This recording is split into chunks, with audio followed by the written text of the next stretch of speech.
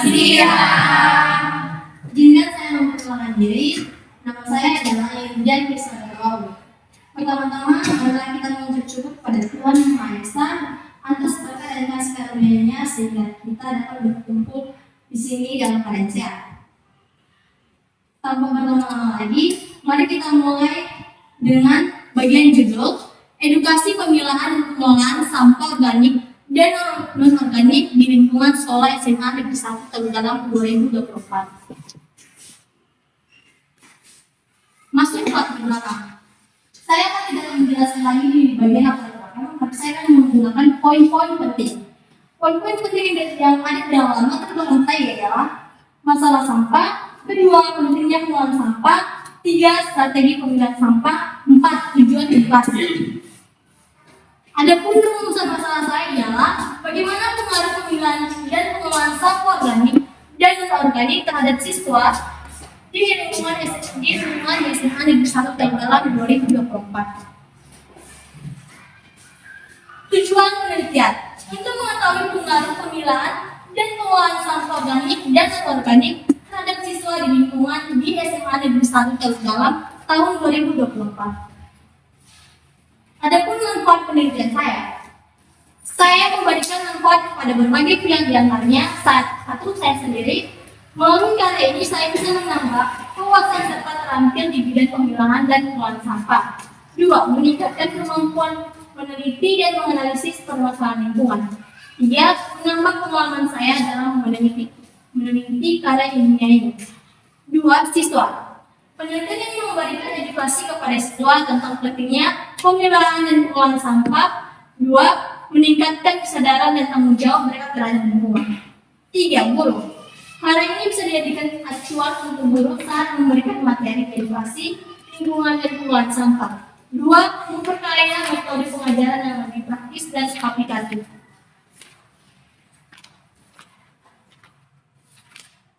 Di sini sudah ada beberapa kajian pustaka yang sudah saya rangkum menjadi beberapa poin.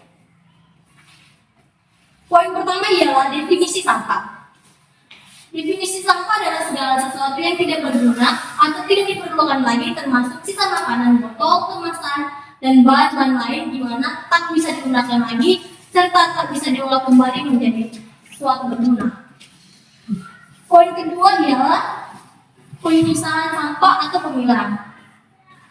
Pemisahan sampah adalah proses urgen saat pengolahan sampah untuk mengurangi dampak negatif terhadap lingkungan. Ada beberapa pendapat mengenai hal itu. Widya 2020 mengatakan bahwa proses pengurangan sampah dimulai dengan pemilahan sampah. Pemilahan sampah adalah kegiatan pengelompokan dan memisahkan sampah sesuai dengan jenis, jumlah, dan atau sifat sampah. Pemilahan sampah hendaknya dilakukan dari sumber penghasil sampah. Pemilahan sampah dilakukan berdasarkan karakteristik sampah. Poin ketiga, pengelolaan sampah. Pengelolaan sampah ialah proses yang melibatkan tumpuk, angkut, olah, dan daur ulang sampah yang dihasilkan dari kegiatan manusia. Poin ketiga, sampah organik dan organik. Sampah organik ialah sampah di mana diuraikan secara alamiah. Sedangkan sampah non-organik ialah sampah yang berasal dari reaksi tidak dapat diproses secara alami dan tidak mengandung karbon. Adapun metodologi penelitian saya, rancangan penelitian. Karya ini memakai metode kuantitatif secara survei, mengakumulasi bahan dilaksanakan secara mengirimkan kuesioner Google Form kepada semua siswa SMA Negeri 1 Tegudalam. Waktu serta tempat penelitian. Waktu ini dilakukan atau dilaksanakan di tanggal 27 Mei 2024. Penelitian ini dilakukan pada sekolah SMA Negeri 1 Tegudalam. Populasi pada karya ini yaitu murid SMA Negeri 1 Tegudalam pada tahun 2024. Dalam definisi ini, populasi adalah wilayah yang ingin diinvestigasi oleh peneliti di mana berisi objek serta subjek di mana memiliki kualitas serta ciri-ciri di mana didapat penulis guna mempelajari serta ditarik kesimpulan. Populasi di sini dipilih oleh siswa SMA Negeri 1 Tegal pada tahun 2024, di mana mempunyai mutu serta ciri relevan guna penelitian. Sampel yakni bagian pada populasi terpilih guna mewakili ciri serta kepemilikan populasi itu. Pengolahan sampel di mana dipakai ialah simple random sampel sehingga tiap siswa memiliki volume serta guna dipilih menjadi responden. Jumlah sampel ditentukan menggunakan rumus Slovin sehingga diperoleh 88 siswa sebagai responden. Distribusi karakter responden.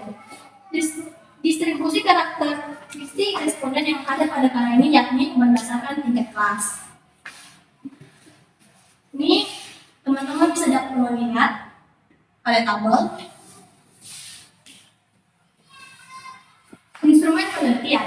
Instrumen penelitian meliputi kuesioner dengan mengumpulkan data terhadap subjek penelitian. Data yang terkumpul melalui kuesioner kemudian diolah dan dianalisis secara kuantitatif menggunakan software statistik. Analisis data meliputi statistik deskriptif, uji probabilitas, dan reliabilitas untuk mengetahui pengaruh sampah organik dan anorganik terhadap kesehatan siswa dan lingkungan di SMA Negeri 1 Tegal.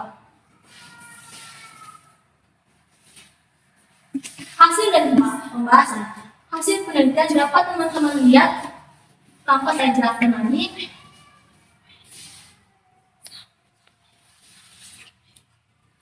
Pembahasan.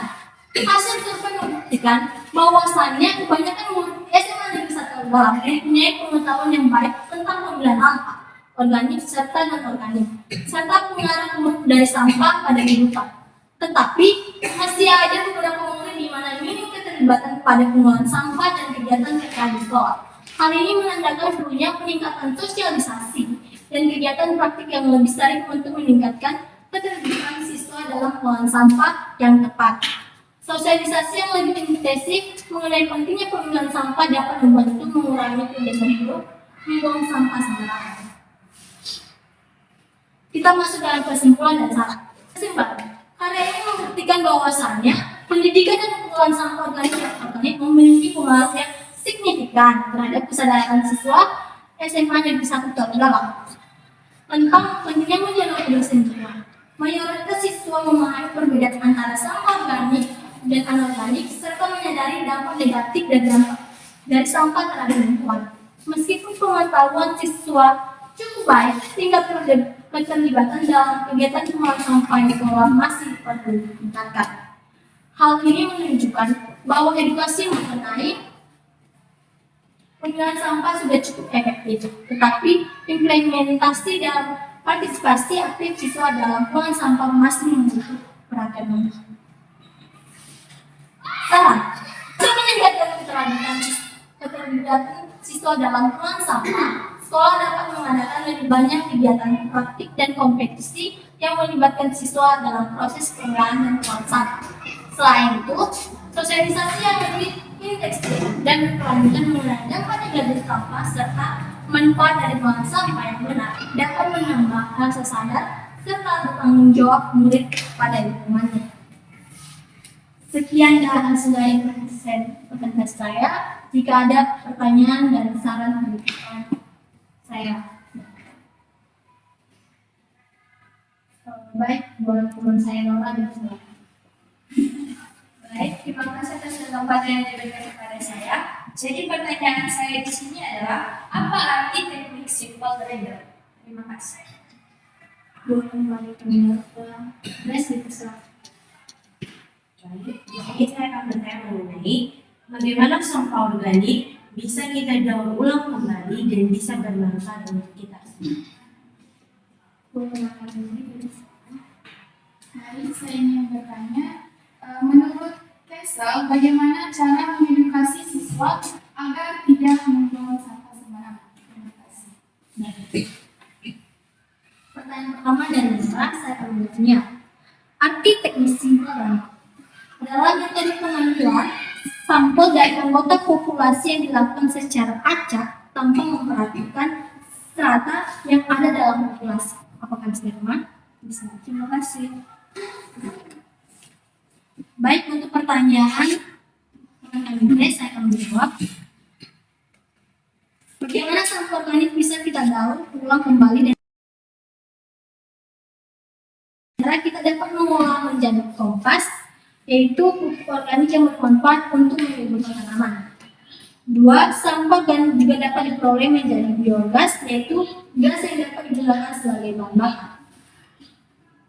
Apakah bisa diterima? Terima kasih.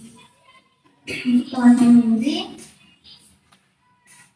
cara mengedukasi siswa agar tidak membuang sampah sembarangan ialah berikan penghargaan atau apresiasi kepada siswa yang konsisten menjaga kebersihan lingkungan. 2. Memberikan pendidikan lingkungan. 3. Mengadakan program dan kegiatan. 4. Menyediakan tempat sampah yang memadai. Sekian dari presentasi saya.